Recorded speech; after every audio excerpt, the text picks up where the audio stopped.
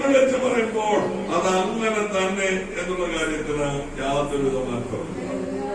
അപ്പോ ഇവിടെ അപ്പൊ നമ്മള് സങ്കീർത്തന പുസ്തകം 40-ാം അധ്യായത്തിൽ കടന്നു വരുമ്പോൾ അതിന് 1, 2, 3 വാക്യങ്ങൾ ഇപ്രകാരമാണ് പറയുന്നത്: ഞാൻ യഹോവയ്ക്കായി കാത്തിരുന്നു, അവൻ എങ്ങനെയൊക്കെ ചായ്ഞ്ഞു ചെയ്തു എന്റെ പ്രാർത്ഥന കേട്ടോ, ഉഴഞ്ഞ ചേറ്റിൽ നിന്നും അവൻ എന്നെ ഉറപ്പുള്ള പാറമേൽ നിർത്തി, എന്റെ അധരങ്ങളിൽ പുതിയൊരു പാട്ട് തന്നു എന്നാണ് പറയുന്നത്. പ്രിയരേ, ഒരു കാര്യം നിങ്ങൾ മനസ്സിലാക്കണം, നമ്മുടെ ദൈവം നമ്മെ നോക്കിക്കൊണ്ടിരിക്കുന്ന ദൈവം മാത്രമല്ല, ദൈവം നമ്മെ കാണുന്ന ദൈവമാണ്, നമ്മുടെ പ്രാർത്ഥനകൾ കേൾക്കുന്ന ദൈവമാണ്. അവൻ കണ്ടുകൊണ്ടിരിക്കുന്ന കേട്ടുകൊണ്ടിരിക്കുന്നെന്ന് മാത്രമല്ല, നമുക്ക് വേണ്ടി ചെവിചായ്ച്ചിറങ്ങുന്ന ദൈവമാണ്. ഓരാ ചെവിചായ്ച്ചിറങ്ങിയിട്ട് എന്റെ ഇഷ്ടത്തിൽ നീ പോയിക്കോട്ട് പറയുന്നതല്ല, പിന്നെയോ നമ്മെ അവനെടുത്ത് ഉറപ്പുള്ള പാറമേൽ നിർത്തിക്കൊണ്ട് നമ്മുടെ അധരങ്ങളിൽ പുതിയൊരു പാട്ട് നൽകുമെന്ന അത് ദൈവത്തിന്റെ സ്തുതി തന്നെ. ഒന്നുകൂടെ വ്യക്തമായി പറഞ്ഞു കഴിഞ്ഞാൽ, നമ്മുടെ നീറുന്ന അവസ്ഥകൾക്ക്, നമ്മുടെ കണ്ണീരിന്റെ അവസ്ഥകൾക്ക്, നമ്മുടെ തകർച്ചകളുടെ അവസ്ഥകൾക്ക് നമ്മുടെ അരികിലേക്ക് ഇറങ്ങി വന്ന് അതിന് മറുപടി നൽകിക്കൊണ്ട് ജാതികൾക്ക് മുൻപിൽ നമ്മുടെ ചുറ്റുപാടുകളിൽ നമ്മെ മാനപാത്രമാക്കി നിർത്തിക്കൊണ്ടോ, നിന്ദിച്ചവരുടെ മുൻപിൽ, പരിഹസിച്ചവരുടെ മുൻപിൽ മാനപാത്രമാക്കി നിർത്തിക്കൊണ്ടോ സ്വർഗം നമ്മിലൂടെ വിളിച്ചു പറയും: യേശു ജീവിക്കുന്ന ദൈവമത്രേ, യേശു പ്രാർത്ഥനയ്ക്ക് മറുപടി നൽകുന്ന ദൈവമത്രേ. അപ്പൊ ഇവിടെ വളരെ വ്യക്തമായിട്ട് നമുക്ക് കാണാൻ സാധിക്കുന്നുണ്ട്, ഒരു കാത്തിരിപ്പുണ്ട്. എന്താ? യഹോവയ്ക്കായുള്ള കാത്തിരിപ്പ്. നമ്മളൊക്കെ കാത്തിരിപ്പിന് വളരെയധികം ഇഷ്ടപ്പെടുന്നവരാ. എന്താ? നമുക്ക് ഇഷ്ടപ്പെട്ട ചിലതിനു വേണ്ടി കാത്തിരിക്കും, ഇഷ്ടപ്പെട്ട ചില വ്യക്തിത്വങ്ങൾക്ക് വേണ്ടി കാത്തിരിക്കും, ഇഷ്ടപ്പെട്ട ചില സാഹചര്യങ്ങൾക്ക് വേണ്ടി കാത്തിരിക്കും. ഒരു കാര്യം നമ്മൾ മനസ്സിലാക്കണം, നമ്മൾ കാത്തിരുന്ന് മുഷിഞ്ഞാൽ ഉടനെ അതങ്ങ് വിടും. കാരണം എന്താ? മുഷിയാൻ നമുക്ക് താല്പര്യമില്ല, നമുക്ക് സമയം കളയാൻ താല്പര്യമില്ല. എന്നാൽ ഇവിടെ സങ്കീർത്തനം പറയുന്നത് എന്താ? കാത്തിരുന്ന.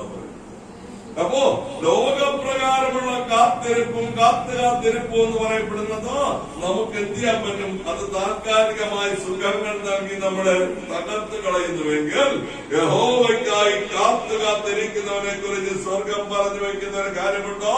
അവൻ നിത്യം സന്തോഷിക്കുവാൻ കഴിയുന്ന നിലവാരത്തിൽ, നിത്യം ആനന്ദിക്കുവാൻ കഴിയുന്ന നിലവാരത്തിൽ, അവന്റെ അവസ്ഥകൾക്ക് മാറ്റം വരുത്തുവാൻ കഴിയുന്ന ഒരു ദൈവത്തെയാണ് നമ്മൾ എന്ത് ചെയ്യുന്നത്? കാത്തിരിക്കുന്നത്. പ്രിയരെ, നമ്മൾ കാത്തിരിക്കുവാൻ കഴിയുക എന്ന് പറഞ്ഞാൽ നമ്മുടെ പ്രാർത്ഥനകൾക്ക് മറുപടി നൽകി നമ്മെ അനുഗ്രഹിക്കുന്ന ദൈവത്തെ കണ്ട് മടങ്ങുവാൻ നമ്മൾ ആഗ്രഹിക്കുന്നതാണ്. അപ്പൊ കാത്തിരിക്കുക എന്നുള്ളത്, അപ്പൊ ഒരിടത്ത് പറയുന്നു, മുട്ടുവിൻ തുറക്കപ്പെടും, അന്വേഷിപ്പിൻ നിങ്ങൾ കണ്ടെത്തും, യാചിപ്പിൻ നിങ്ങൾക്ക് ലഭിക്കും എന്ന് പറയുമ്പോൾ വളരെ വ്യക്തമാണ്. സ്വർഗം ആഗ്രഹിക്കുന്ന ഒരു കാര്യമുണ്ടോ? നമ്മൾ മുട്ടി കിട്ടിയില്ല എന്നുണ്ടെങ്കിൽ ഇറങ്ങിപ്പോകണമെന്നല്ല, മുട്ടിക്കൊണ്ടേയിരിക്കണം, അന്വേഷിച്ചുകൊണ്ടേയിരിക്കണം, യാചിച്ചുകൊണ്ടേയിരിക്കണം. എന്താണ് അർത്ഥം? നാണം കെട്ടും ഞാനിങ്ങനെ മുട്ടണോ? അല്ല, നിന്റെയും ആവശ്യങ്ങൾക്ക് വേണ്ടി നാം ദൈവസന്നിധിയിൽ യാചിച്ചുകൊണ്ടേയിരിക്കുക എന്ന് പറയുന്നതിന്റെ അർത്ഥം എന്താ?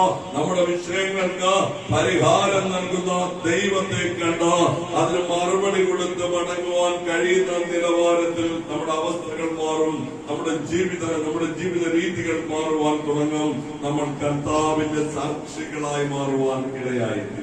അപ്പൊ കാത്തിരിപ്പെന്ന് പറയപ്പെടുന്നത് നമ്മളിവിടെ വന്ന് അല്പ സമയം ചെലവഴിക്കുന്നത് അത് നമുക്ക് ദോഷമായിട്ടല്ല, പിന്നെയോ ദൈവത്തിന്റെ അനുഗ്രഹം പ്രാപിച്ച് മടങ്ങുവാൻ കഴിയുന്ന നിലവാരത്തിൽ നമ്മൾ മാറണം, നമ്മുടെ ജീവിതം മാറണം, നമ്മുടെ തലമുറകൾക്ക് മാറ്റം ഉണ്ടാകണം, നമ്മുടെ വിഷയങ്ങൾക്ക് പരിഹാരം ഉണ്ടാകണം എന്നുള്ളതാണ് സ്വർഗം നമ്മെ കുറിച്ച് ആഗ്രഹിക്കുന്നത്.